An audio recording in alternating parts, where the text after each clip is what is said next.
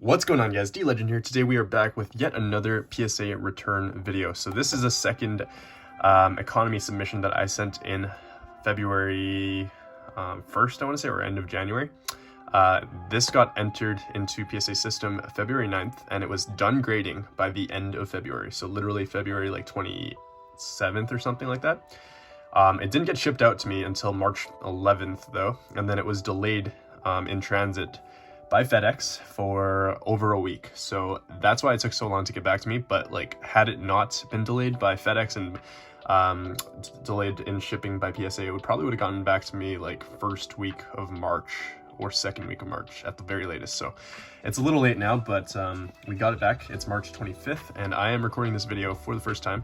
I did take a peek at the cards already because I took off the extremely solid tape that they put onto this, but let's go ahead and take a look at our 5 beautiful cards that we ended up grading with PSA through the economy submission tier.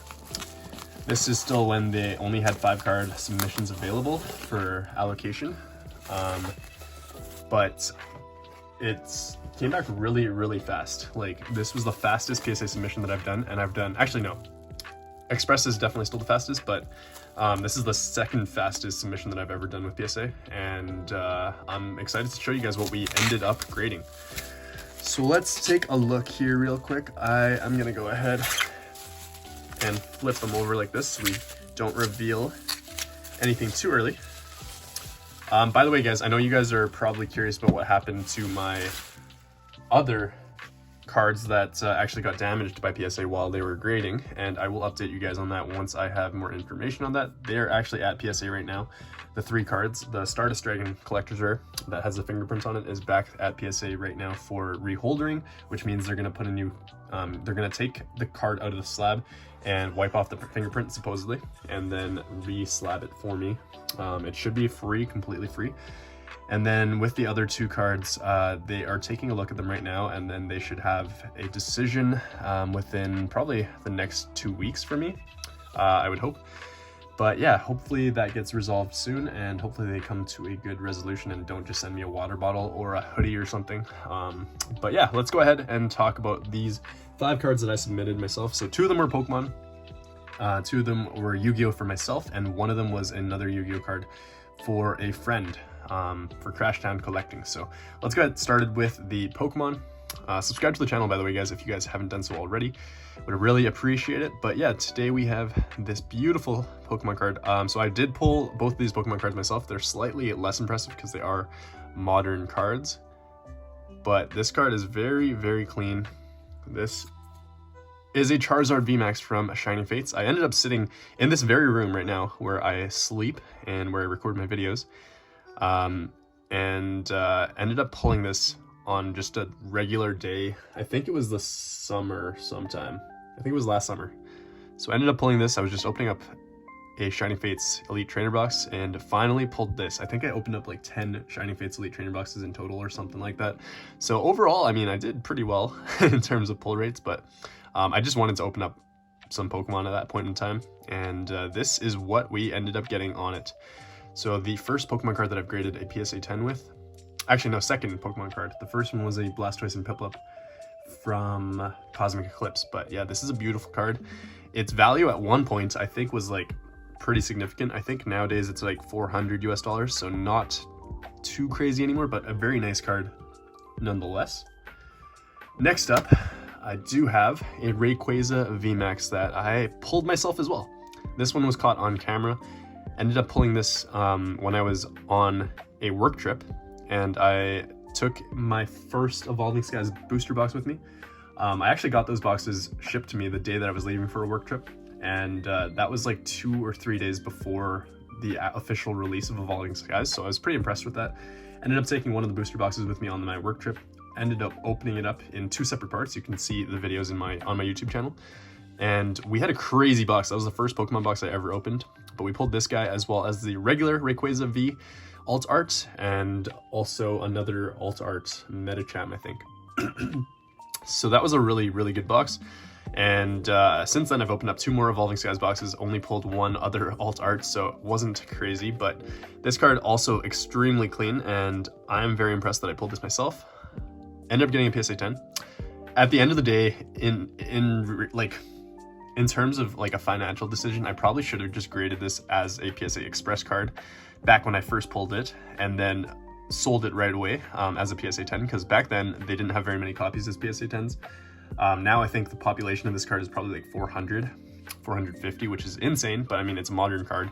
It printed this set pretty crazily, so it's pretty easily accessible, but it's a gorgeous card regardless, and having 1 out of 400-ish copies is really cool, and I probably pulled this before a lot of people pulled theirs and graded theirs, so yeah, very nice. Rayquaza V Max, probably, again, should have done that because at the time, I think they were selling for $2,500 US as a PSA 10. Now I think they're around 750, so, and they're probably going to drop a bit more because there's so many more being graded nowadays. So yeah, Rayquaza V Max, $750-ish card. And yeah, again, I probably should have just graded it, sold it, and then bought another copy at this point in time when it's way cheaper, but yeah, anyways, going on to Yu-Gi-Oh! So I know a lot of you guys are interested in Yu-Gi-Oh! And not Pokemon on this channel, but we do have a number 17 Leviathan Dragon that I ended up grading because it's a beautiful ultimate rare. It really is nice. I love the colors on it. It looks like there's like fish scales or dragon scales as part of the ultimate rare foiling, and I just love it. The colors are beautiful, and this is one of my favorite ultimate rares in Zexal, in my opinion. I kind of revealed the grade there already, so I guess we're gonna go ahead and show it off, but it is a Gem Mint 10, PSA 10, beautiful card. This is actually a Pop 2, so take that in, guys. There's only 1 other copy of this card in the world right now. I don't know who owns it, but at the moment, I own the 2nd copy, so very, very cool. If you own the 1st copy, let me know in the comments below, because I would love to hear about when you graded it and why you ended up grading it, I guess, because back, like, Zexal hasn't really been graded too heavily yet. There are still a lot of Zexal sealed products out there available to be opened up, and there's a lot of what's it called? There's probably a lot of copies that are really clean that haven't been graded yet, so I'm assuming the population for that card specifically and other Zexal and Arc 5 cards will go up in the near future. I know the Ghost Rares have been graded pretty heavily compared to the Ultimate Rares, but yeah, Pop 2 right now. Next up, we have another gorgeous card. This is a number 92 Heart Earth Dragon. Again, beautiful Zexal Ultimate Rare. I wish I could do it justice with this lighting, but these new PSA cases are super reflective, and I'm not a huge fan of them, to be honest with you, but it is what it is. They're probably just cheaper for PSA to manufacture because they are to buy in bulk or manufacture in bulk. But yeah, this card expected a Gem Mint 10 on it. It's gorgeous. This one's for Crashdown Collecting, by the way. And funny story, he actually sold this card to my good friend Yugi Song, like right before I actually got this in the mail, even, because, like, if you guys didn't know, PSA does have this scanning system now where they scan your cards for you, so you have an image of the completed slab before they get shipped back to you usually, and so that way you can take a look at the card and like just have it available in their database with the cert number and stuff like that. So yeah, I sent that picture out to Crashdown, and then he ended up selling it to Yugi Song. And yeah, congrats to Yugi-san on this beautiful card. Congrats to Crashdown as well, because it's a gorgeous card, and obviously as a raw card it'd be a lot cheaper than a PSA 10. So yeah, congrats on the sale, congrats on the purchase, and yeah, just another gorgeous card. This submission was insane, guys. Like, we literally did so well. 2 Zexal Ultimate Rares as PSA 10s, 2 modern Pokemon cards that are pretty rare as PSA 10s. I mean, Charizard's population is probably like 3,000 at this point in time because it was printed to oblivion, but it's still a cool card at the end of the day because I pulled it myself, and I think I'll probably just hold on to it just because it is one of the first chase card Charizards that I've ever pulled by myself. So yeah, anyways, last card of the submission. This card is also extremely clean, literally nothing wrong with it. I think I said that it was slightly off-centered in the submission video. I think the left border was just slightly thicker than the right-sided border. but it still falls within the 60-40 range parameters for PSA. So this card ended up getting a Gem Mint 10. Beautiful card. I'm very, very happy with this card. I picked this card up off of, yeah, I didn't tell you about the origins of some of the cards, but I know Crashtown pulled this one himself from a Cosmo Blazer booster box. The Leviathan Dragon I ended up purchasing off of this guy locally, along with a few of my other cards that I bought as raw cards that I haven't graded yet. So I'm excited to grade those as well because he kept them in really good shape in his binder, and he ended up selling them to me for a pretty solid price. I think I paid like 20 bucks for this card at the time, for Leviathan.